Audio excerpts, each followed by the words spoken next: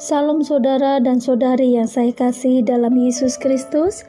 Saya ucapkan buat seluruhnya, buat saudara dimanapun saudara berada, selamat pagi, damai sejahtera, sukacita oleh Roh Kudus melimpah senantiasa dalam hati saudara-saudari yang saya kasihi. Sebelum kita mendengarkan renungan pagi ini, mari kita bersama-sama untuk kita berdoa. Di dalam nama Tuhan Yesus, Bapa kami yang ada di sorga, pagi ini kami sangat bersyukur karena Tuhan masih memberikan kesempatan buat kami. Terima kasih buat nafas dan hari yang baru buat kami. Terima kasih buat penyertaan-Mu dan perlindungan-Mu sepanjang malam sampai pagi hari ini. Terima kasih Tuhan, terima kasih. Kami terus bersyukur karena Tuhan terus memberikan anugerah bagi kami semuanya. Pagi ini Tuhan, kami mau belajar akan firman-Mu. Tuhan, pimpin kami, urapi kami, karena kami membutuhkan firman-Mu dalam hidup kami. Sepanjang hari ini, biarlah Tuhan menuntun kami melalui firman-Mu. Sebab itu Tuhan, kami minta hikmat pengetahuan-Mu untuk kami boleh mengerti dan menangkap isi hati-Mu dan kehendak-Mu dalam hidup kami. Urapi kami semuanya, hanya di dalam nama Tuhan Yesus kami mau sambut Tuhan firman-Mu. Haleluya. Amin.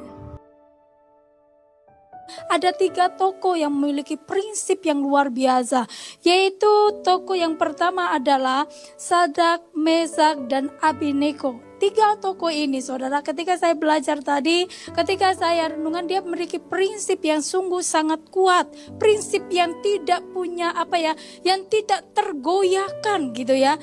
Dan prinsipnya yang sangat, saya bilang nggak tergoyahkan tuh luar biasa. Karena apa? Dia sungguh-sungguh mempercayai Tuhannya. Dia sungguh-sungguh mempercayai hidupnya dan diberikan dan diserahkan gitu kan kepada Tuhannya. Dan sungguh-sungguh dia mempercayai setotalitas 100% dalam hidupnya, kehidupannya diserahkan, dipercayakan oleh Tuhannya. Dan dia percaya bahwa Tuhan itu memang bersama dengan dia. Dan tidak ada sesuatu ragu dalam hatinya. Tidak ada satu pun, sedikit pun kondisi yang dia alami, dia memikirkan tentang Tuhan itu salah, atau dia marah dengan keadaan, atau marah dengan Tuhan. Tidak. Tetapi dia punya prinsip yang luar biasa. Engkau tahu saudara, cerita ini kita buka di dalam Daniel 3. Saudara boleh baca ayat yang pertama sampai gitu ya, sampai di ayat yang 30. Tapi saya tidak baca hari ini satu-satu, tetapi kita poin-poinnya aja, kita boleh mengerti tentang cerita ini saudara. Yuk, yaitu kita baca salah satu cerita bahwa raja yaitu Nebukadnezar itu dia menciptakan, bahkan dia membuat dewa gitu ya, membuat patung untuk seluruhnya. Karena ini raja, dia buat itu dewa untuk patung gitu, semuanya seluruhnya harus menyembah dia gitu ya, menyembah patung gitu, dewa dan seluruhnya. Kalau dan didapati cerita itu, kalau sudah jadi dan semua harus menyembah, ada kalimat di sini. Ayat 14 saya akan bacakan saudara. Saudara boleh simak di firman Tuhan. Yuk, di dalam Daniel 3 ayat 14, berkatalah Nebukadnezar kepada mereka, apakah benar hal Sadrak, Mesak, dan Abednego bahwa kamu tidak memuja dewaku dan tidak menyembah patung emas yang kudirikan itu? Sekarang jika kamu bersedia demi kamu mendengar bunyi sangkakala, seruling, kecapi, rehau, gambus, serdam, dan berbagai-bagai jenis bunyi-bunyian, sujudlah menyembah patung yang kubuat itu. Saudara garis bawahi di ini dulu sebelum kita akan melanjutkan ayat ini. Dan ketika dikatakan tadi ayatnya bahwa raja lagi buat patung nih, gitu kan? Dan itu adalah bicara tentang dewa mereka. Dan raja menegaskan memberikan tinta kepada semuanya untuk menyembah dewa yang dibuat itu. Saudara, dan ada perintah tegas dan tinta bahwa seluruhnya harus menyembah dia, menyembah dewa yang patung di mana Nebukadnezar sudah membuatnya. Nah, ketika ada larangan, ada sanksi, ada hukum ketika mereka tidak mengikuti aturan. Maka apa saudara? Yuk lanjut tadi ayatnya. Dan dikatakan di situ ada 3 tokoh, yaitu tadi saya sebutkan tadi, yaitu Sadrak, Mesak, dan Abednego. Dan kita lanjut lagi tadi, ada bunyi-bunyian, maka mereka harus, yaitu bunyi-bunyian sujud menyembah patung yang kubuat itu. Tetapi jika kamu tidak menyembah, kamu akan dicampakkan ketika itu juga ke dalam perapian yang menyala-nyala, dan dewa manakah yang dapat melepaskan kamu dalam tanganmu. Ini cerita di dalam kitab Daniel 3 ini saudara. Ada di kejadian ini ada cerita yang sesungguhnya. Bahwa dikatakan Nebukadnezar bahwa dia buat tuh patung, dia buat tuh dewa untuk seluruhnya harus menyembah. Dan dikatakan kalau mereka tidak menyembah, tadi adalah Raja Nebukadnezar saudara. Jadi mereka bertiga, bukan bertiga saja, tetapi seluruhnya ketika dia bunyi, mendengar ada pujian gitu ya. Pujian dalam arti musik-musik yang mereka sudah siapkan untuk mereka boleh menyembah dewa itu.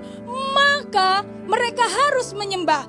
Kalau mereka tidak menyembah, maka ada sanksi, ada hukuman yang harus mereka dapatkan.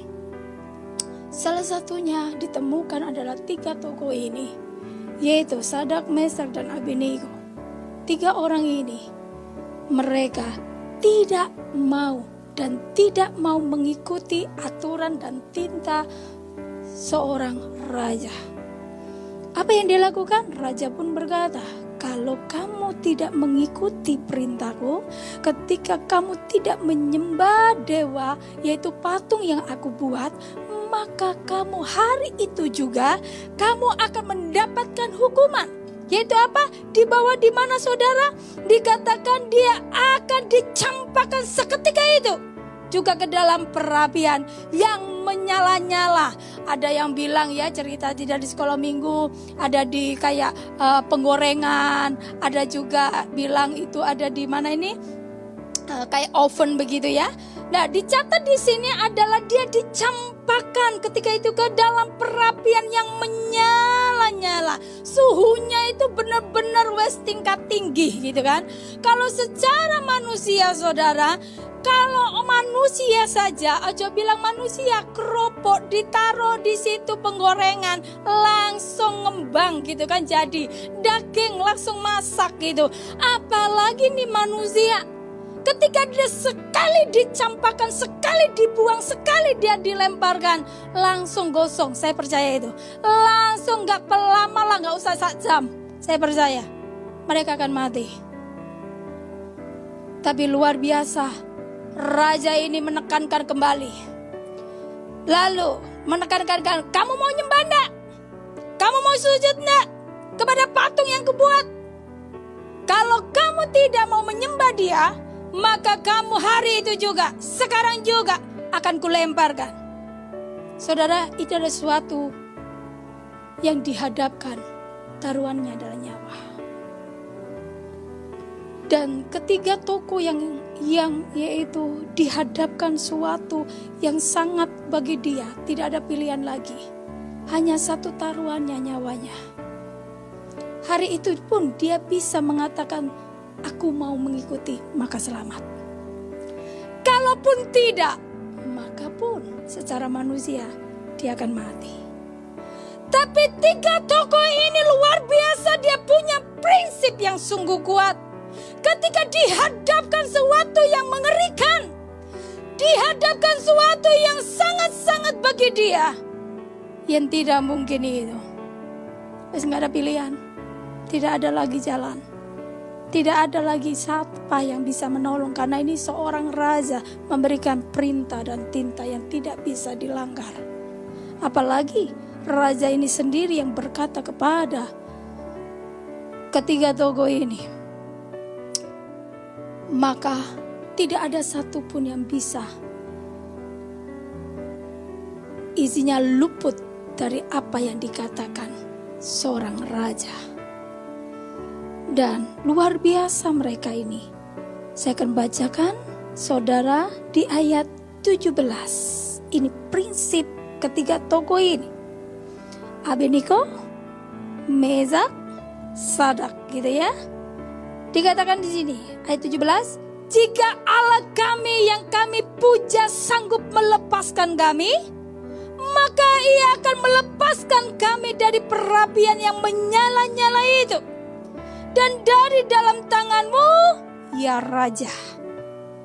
Ayat 18, tetapi seandainya tidak, hendaklah tuanku mengetahui, ya Raja, bahwa kami tidak akan memuja dewa tuanku dan tidak akan menyembah patung emas yang tuanku dirikan itu. Luar biasa loh saudara, ayat 19. Maka meluaplah kegeraman Nebukadnezar, air mukanya berubah terhadap Sadak, Meshak dan Abednego. Lalu diperintahkan supaya perapian itu dibuat 7 kali lebih panas dari yang biasa. Bayangkan saudara, 7 kali. Biasanya wes panas nyala-nyala, tapi karena raja ini sangat marah. Karena marah apa? Karena ketiga tokoh ini menolak perintah yang dikeluarkan oleh raja. Maka dikatakan geramlah raja itu kepada ketiga tokoh ini, dan diperintahkan kepada penjaganya untuk dikatakan 7 kali. Ayat 20, kepada berapa orang yang sangat kuat dari tentaranya ditintakan untuk mengikat Sadak, Meshak dan Abednego, dan mencampakkan mereka ke dalam perapian yang menyala-nyala itu. Saudara perhatikan, mereka diperintahkan untuk dilebokno, gitu kan? Dimasukkan, dilemparkan, wes bolehlah, di tempat perapian yang sungguh sangat menyala-nyala, dikatakan yang bukan biasa, tetapi 7 kali lebih panas suhunya. Maka dilemparkan, bukan sekedar dilemparkan saja, tetapi ketiga tokoh ini diikat tangannya. Maksud hati mereka biar ndak berontak. 1. Yang kedua, supaya mereka pun tidak bisa melawan atau melarikan diri. Dengan ketika diikat, maka tidak akan bisa apa-apa. Maka itu ketika dilemparkan, itu rasanya enak dan cepat, gitu kan? Tapi perhatikan di ayat 22. Karena titah raja itu keras, dipanaskan perapian itu dengan luar biasa, sehingga nyala api itu membakar mati orang-orang yang mengangkat Sadak, Meshak dan Abednego itu ke atas. Bayangkan, yang ngangkat ketiga tokoh ini aja mati. Bayangkan saudara, saking panasnya. Padahal yang ketiga ngangkat ini dia nggak masuk, belum masuk. Ya saya bilang itu ada di pinggiran gitu ya, pinggiran perapian. Loh itu loh mati. Jadi itu sangat sungguh panasnya luar biasa. Kalau mereka mati, ketiga tokoh ini tidak mati loh. Sampai dia masuk. Luar biasa di ayat yang 23. Tetapi ketiga orang itu yakni Sadak, Meshak dan Abednego jatuh ke dalam perapian yang menyala-nyala itu dengan terikat. Kemudian terkejutlah Raja Nebukadnezar, lalu bangun Dengan segera berkata ia kepada matrinya, bukankah 3 orang yang telah kita campakkan dengan terikat ke dalam api itu? Jawab mereka kepada raja, benar ya raja, katanya, tetapi ada 4 orang kulihat berjalan-jalan dengan bebas di tengah-tengah api itu. Mereka tidak terluka dan yang keempat itu rupanya seperti anak dewa. Luar biasa itu saudara, kata anak dewa. Dia mengakui dia sudah menciptakan patung, dia buat patung dan dia sembah tuh.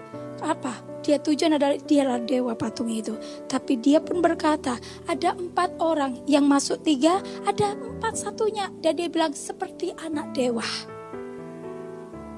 Saya tahu itu bicara bukan para malaikat. Saya percaya itu adalah Tuhan bersama dengan Sadak, Mesak, dan Abednego. Tapi yuk kita kembali lagi di ayat yang ke-17. Jika Allah kami yang kami puja sanggup melepaskan kami, maka ia akan melepaskan kami dari perapian yang menyala-nyala itu. Ayat 18. Tetapi seandainya tidak, hendaklah Tuanku mengetahui, ya Raja, bahwa kami tidak akan memuja dewa Tuhan.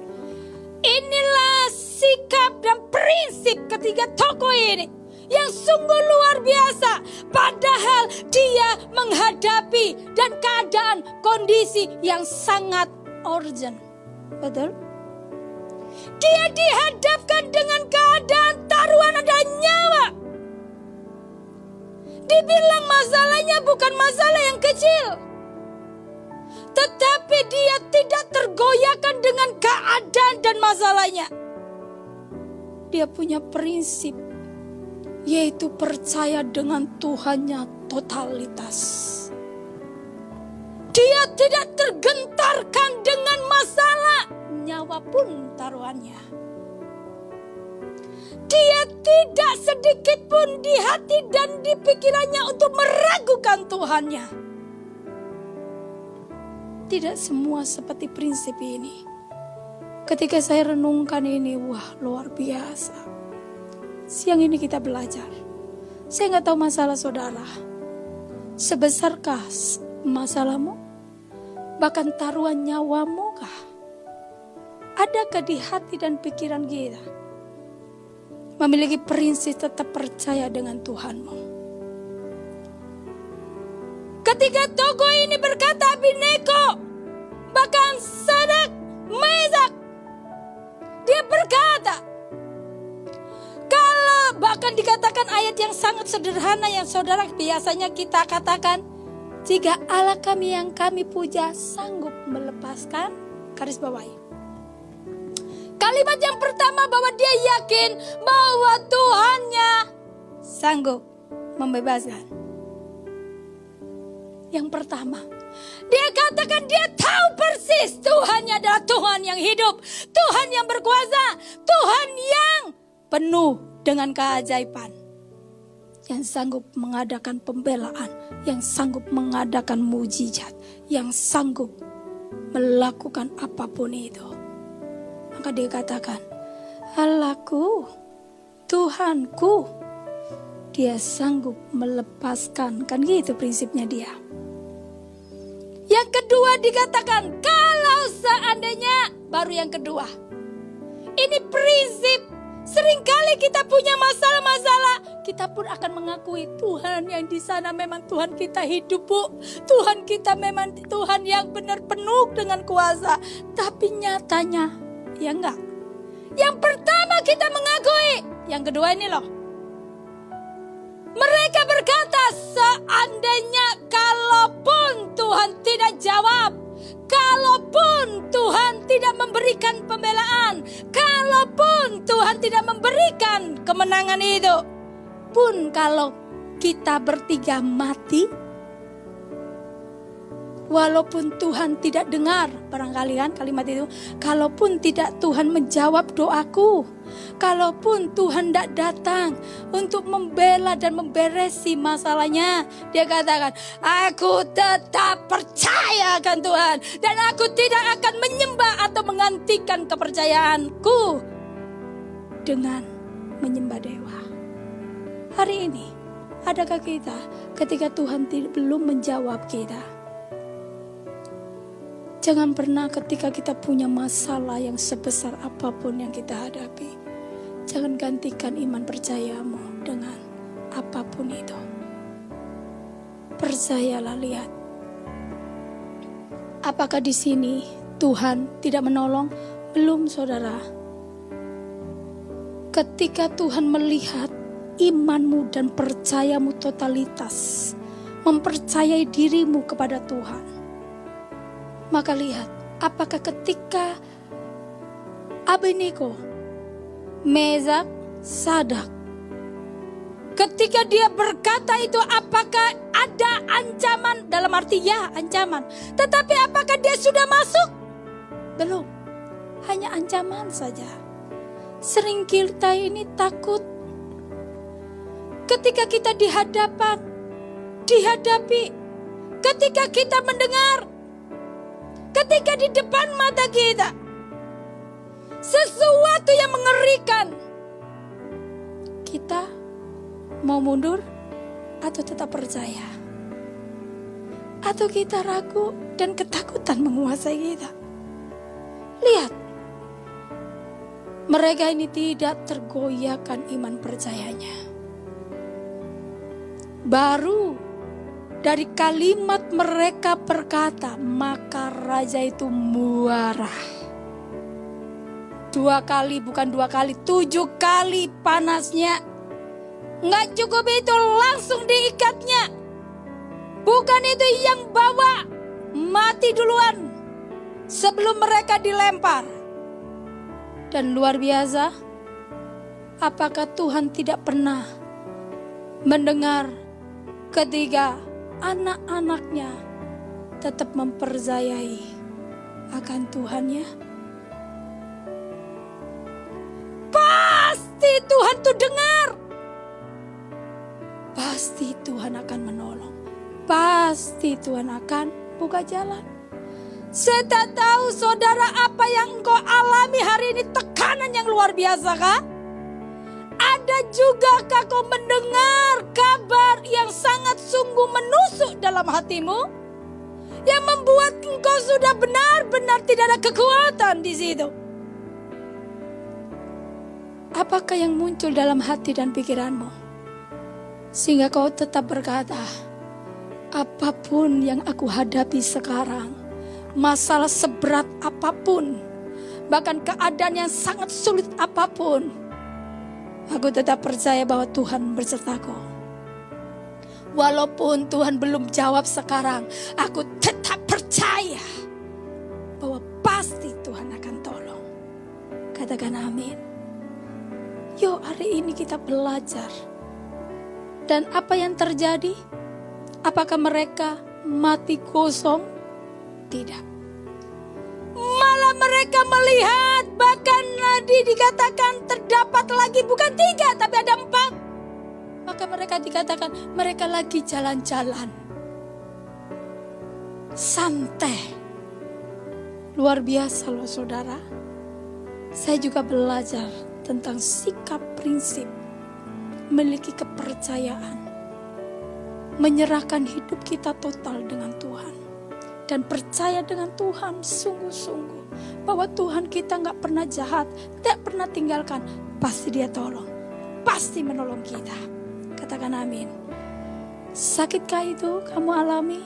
Percayalah bahwa Tuhan tidak pernah memberikan sesuatu masalah atau sakit apapun bentuknya, keadaan yang tertutup atau apapun saat ini kau alami.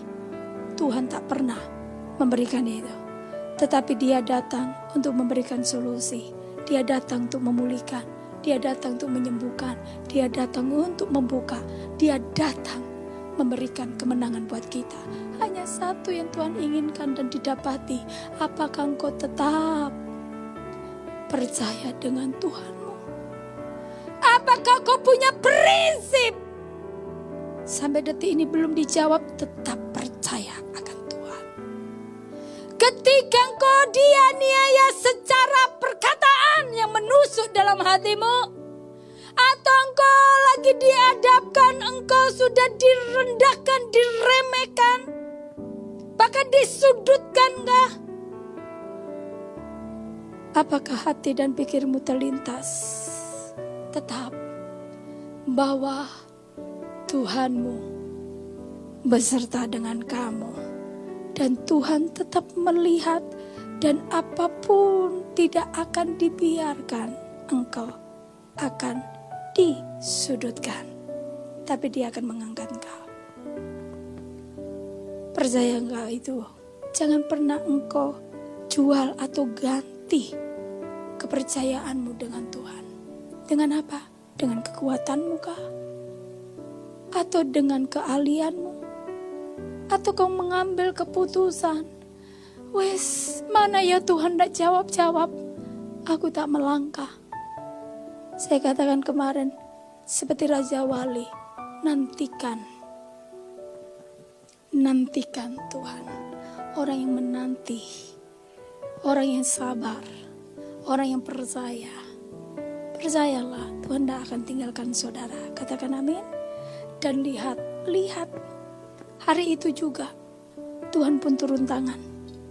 Hari itu juga Tuhan tak akan biarkan ketiga tokoh ini sendiri bergumul. Ketika dia berkata dan punya prinsip itu, Tuhan langsung protek. Kenapa? Bu, kan belum lihat, baru dia masuk baru kelihatan ada Tuhan di situ. Kalau saudara ada di situ, wes mati. Kenapa? Tadi lo belum muncal loh. Pegawainya yang mau lempar itu lo mati. Kita tadi baca tadi. Berarti sebelum mereka dibuang ke dalam, Tuhan sudah protek. Kenapa Dia protek? Karena Dia sudah memiliki, Tuhan melihat kepercayaan itu, iman itu. Ketika kita dihadapkan sesungguhnya, ketika engkau tetap percaya, disitulah Tuhan akan menunjukkan mujizat. Ketika menekan masalah itu, sesungguhnya mujizat juga ada di samping dan di depanmu. Katakan amin. Yuk sekali lagi, masalah yang kau alami sebesar apapun, Tuhan akan turun tangan dan mengadakan mujizat bagimu. Miliki prinsip apapun itu, jangan gantikan imanmu.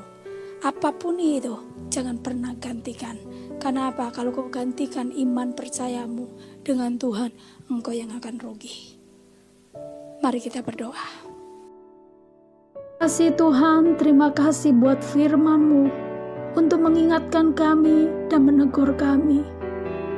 Ajar kami Tuhan, untuk kami boleh melakukannya. Ajar kami Tuhan, untuk kami melakukan dalam kehidupan kami sehari-hari. Karena firman-Mu ini akan berkuasa untuk membenarkan kami. Firman-Mu yang berkuasa untuk menyatakan kemuliaan-Mu. Agar kami boleh melihat berkat-berkat, pemulihan, kesembuhan, penyertaan-Mu dan pemeliharaan-Mu, perlindungan-Mu akan sempurna buat kami ketika firman-Mu ada pada kami. Terima kasih Tuhan, terima kasih. Kami sangat bersyukur buat hari ini Tuhan, buat firman-Mu. Sebelum kami melakukan aktivitas, kami juga mau Tuhan, Engkau memimpin kami sepanjang hari ini. Hamba juga akan berdoa buat saudara-saudari saat ini yang mendengarkan, bahkan saudara-saudara kami dimanapun ia berada saat ini Tuhan. Hamba membawa itu ke dalam tangan-Mu Tuhan. Saat ini Tuhan, apapun yang mereka alami, saat ini apapun yang mereka pergumulkan, sakit penyakitkah itu, pergumulan-pergumulan mereka dan masalah-masalah dalam kehidupan mereka, kebutuhan-kebutuhan dan ekonomi mereka Tuhan, kiranya Engkau yang akan bertanggung jawab, menjamah mereka, menyembuhkan mereka, memulihkan dan memberkati setiap ekonomi mereka Tuhan. Dan berikanlah jalan keluar bagi setiap pergumulan dan permasalahan anak-anak-Mu. Setiap mereka yang sedang menghadapi pergumulan dan tantangan, Engkau akan membela setiap umat-Mu Tuhan. Saat ini hamba juga berdoa berkati setiap keluarga-keluarga, sanak saudara kami, bahkan tempat-tempat rumah-rumah tangga mereka. Tuhan jaga, lindungi, bahkan Kau luputkan dari segala sesuatu yang buruk, virus, penyakit yang mematikan. Tuhan, kami minta Engkau lindungi Tuhan, bagi bangsa dan negara kami juga, pemerintahan kami juga. Tuhan, kuasai dengan Roh-Mu, pimpin kami semuanya. Tuhan, pulihkan keadaan kami, pulihkan Tuhan, sembuhkan dari segala virus penyakit. Tuhan, di dalam nama Yesus tahirkan dengan kuasa-Mu, redakan segala gelora dalam masalah-masalah dalam kehidupan dari bangsa, negara, bahkan kami semuanya. Hamba melepaskan berkat itu. Hamba minta kuasa-Mu ada pada kami semuanya. Kami serahkan aktivitas kami sepanjang hari ini. Tuhan pimpin, Tuhan sertai, Tuhan lindungi, Tuhan bersama untuk menyatakan, menunjukkan berkat dan menunjukkan mujizat, menunjukkan jalan keluar dan pembelaan-Mu atas kami semuanya. Tuhan, kami bawa itu ke dalam tangan-Mu saat ini. Kami serahkan aktivitas kami sepanjang hari ini. Hanya di dalam nama Tuhan Yesus kami berdoa. Amin. Tuhan Yesus memberkati.